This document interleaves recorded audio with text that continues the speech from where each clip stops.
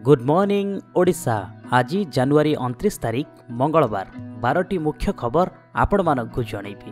भिडियोटी भल लगे निश्चित भाव गोटे लाइक करंतु एवं शेयर करंतु समस्तक पाखरे कहीं समस्ते जानिबा दरकार। तेबे चलंतु देखिबा मुख्य खबर कौन रही। नंबर 1, दिल्ली रे केंद्र विरोध में नवीन आनिले अभियोग। अनुदान देवारे केंद्र सरकार अवहेला करुथिबा अभियोग। आर्थिक वर्ष सरिबाकू आउ मात्र 1 मास थिबा बेले केंद्र सरकार 6400 कोटी टंका मंजूर करिनथिबा मुख्यमंत्री नवीन पट्टनायक कहिसंती। आज नुआ दिल्ली रे विभिन्न प्रकल्पर समीक्षा करी नवीन कहिसंती जे केंद्र सरकार पक्षरु ठीक समय रे अनुदान आसु नथिबारु प्रकल्प क्रमान्वय रे समस्या होउचे। गृह निर्माण योजना रे केंद्र सरकार 1000 कोटी टंका देबाकू बाकी रखिछंती एवं सेहीपरि स्वास्थ्य सेवा क्षेत्र रे 375 कोटी, मनरेगा बाबद रे 400 कोटी और कृषि क्षेत्र पई 650 कोटी टंका देइनांती। सेहीपरि पानीय जल प्रकल्प रे 3000 कोटी टंका एवं राज्य सरकार खर्च करि सारिथिबा बेले केंद्र सरकार मात्र 180 कोटी टंका मंजूर करिसंती। एथिरु 100 कोटी टंका आसीथिबा बेले आहुरी 80 कोटी टंका बाकी रहिছে। केवल सेतिकी नुहे, स्मार्ट सिटी दारिद्र्य निराकरण बाबद रे 200 कोटी टंका देबाकू केंद्र सरकार घोषणा करिथिबा बेले मात्र 6 कोटी टंका दैछंती। केंद्र अनुदान मिलिबारे अहेतुक विलंब राज्यर प्रगति रे बाधा सृष्टि करुछि बोली मुख्यमंत्री कहिसंती। नंबर 2, नवीन दिल्ली जिबा लज्जाजनक विषय कहले केंद्र मंत्री धर्मेंद्र प्रधान। केंद्र पेट्रोलियम मंत्री धर्मेंद्र प्रधान दिनिकिया नवरंगपुर गस्त करिसंती। नवरंगपुर अपेरा पड़ियार जवाब मागुछि ओडिशा कार्यक्रम रे जोग देइथिले धर्मेंद्र। एथिरे राज्य सरकार को ऊपर वर्षिछन जलसेचन, कृषि, पाइखाना निर्माण और डाक्टर पदवी पूरण दिगरे राज्य सरकार विफल होइथिबा कहिसंती धर्मेंद्र। एपरिकी राज्यर विकास पई केंद्र सरकार ओडिशा को देइथिबा पांठी को खर्च न करी ओलटा हिसाब मागिबा पई दिल्ली जिबा लज्जाजनक विषय बोली से कहिसंती। नंबर 3, आसंता 12 घंटा मध्य वर्षा संभावना। आसंता 12 घंटा मध्य ओडिशार विभिन्न स्थान में वर्षा संभावना। विदर्भ और यार आखपाख अंचल में एक घूर्णिबलय सृष्टि होइछि।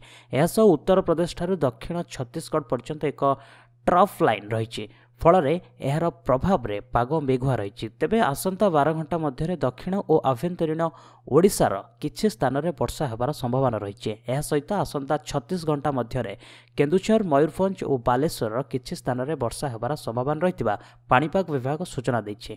आसंता 2 और 3 मध्य तापमात्रा 3 ରୁ 4 डिग्री कमिबा सहित शीत अनुभूत हेबो बोली पाणीपाग विभाग कहिछि। नंबर 4, विधायक पदरु इस्तीफा देले नव दास। झारसुगुड़ा विधायक पद छाड़िले नव किशोर दास। आज विधानसभा रे बाचस्पति प्रदीप अमात को भेटी विधिबद्ध भाव से इस्तीफा पत्र प्रदान करिसंती। बाचस्पति को लिखिथिबा चिठी रे नव स्वेच्छारे इस्तीफा देथिबा जणाइसंती। तेबे बाचस्पति तांको इस्तीफा पत्र ग्रहण करिथिबा सूचना मिलिछि। कांग्रेस रु इस्तीफा देबा परे नव गत 24 तारिख रे झारसुगुड़ा ठारे मुख्यमंत्री नवीन पट्टनायक उपस्थिति रे बीजेडी रे शामिल होइतिले।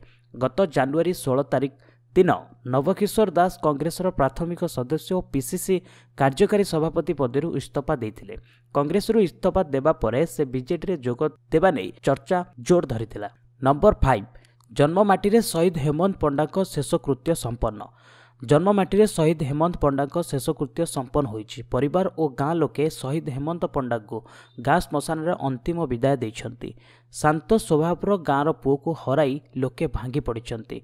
हेमंत को सांगसाथी भी दुखरे म्रियमाण होई पड़िछंती। 4 वर्ष है भारतीय सेना रे लांस नायक थिबा हेमंत साधारणतंत्र दिवस काश्मीर रे बारामुल्ला आतंकवादी गुली विनिमय रे शहीद होइतिले। गतकाली हेमंत को मर शरीर को स्वतंत्र विमान रे नुआ दिल्ली रु भुवनेश्वर अणा जाइतिला। एहा परे सकाळु सकाळु हेमंत को मर शरीर को निज गाँ खोर्धा अठरंग निया जाइतिला। सेठारे एक विराट शोभायात्रा रे हेमंत को मर शरीर को गाँ परिक्रमा करा जाइतिला।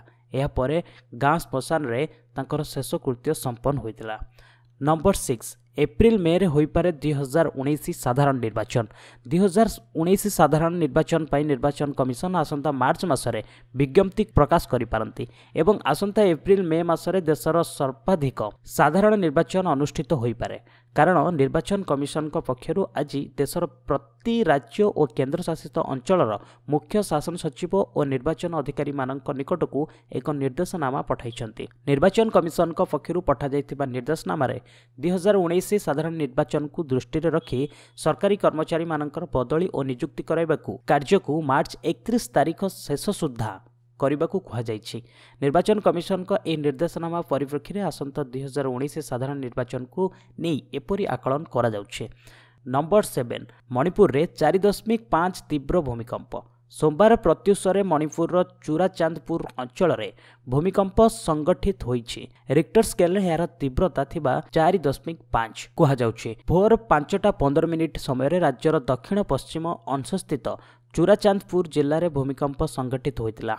अल्प केते मिनिट धरी यार कंपन अनुभूत होइतिबा कथा कुहाଯାଉଛି। एथिजोगु कोनोसी धन जीवन हानि होइतिबा संक्रांत खबर एपर्यंत पहुंची पारि नाही। नंबर 8 वर्ष शेष सुधा सेट टॉप बॉक्स पोर्टेबिलिटी। निज केबुल किंबा डीटीएच ऑपरेटर को सेवा को नहीं खुशी नथिबा ग्राहकों पई भल खबर। मोबाइल नंबर भली सेट टॉप बॉक्स मध्य पोर्टेबिलिटी सुविधा प्रदान कराजिबो। ए नहीं वर्तमान भारतीय दूरसंचार नियम कर्तृपक्ष ट्राई विचार करुछे। चलित वर्ष शेष सुधा यह सेवा आरंभ करने को ट्राई लक्ष्य रखिछे। बिना शुल्क ग्राहक माने यह सुविधा हासिल करें।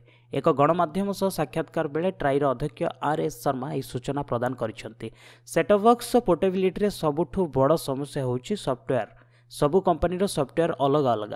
पोर्टेबिलिटी व्यवस्था लागू करने पूर्व सॉफ्टवेयर समस्या समाधान करने को पड़िबो। विभिन्न सरकारी एजेंसी कंसल्टेंट सह मिसी ए दिगरे ट्राई काम करुछि।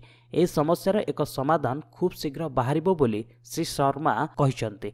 वर्तमान देश में 16 कोटी पे टीवी ग्राहक रही। उल्लेखयोग्य जे ट्राई पक्षर केबल टीवी और डीटीएच सेवार वैप्लविक परिवर्तन आने फेब्रुआरी 1 ठारू नूतन व्यवस्था लागू करा जिवो। नंबर 9 फेब्रुआरी 3 रे पुरी आसिबे अमित शाह। फेब्रुआरी 3 तारिख में पुरी आसिबे बीजेपी अध्यक्ष अमित शाह। यही अवसर में पुरी रे आयोजित बीजेपी जनजाति मोर्चा राष्ट्रीय अधिवेशन में जोग देबे बोली राज्य बीजेपी प्रभारी अरुण सिंह सूचना देइछन्ती।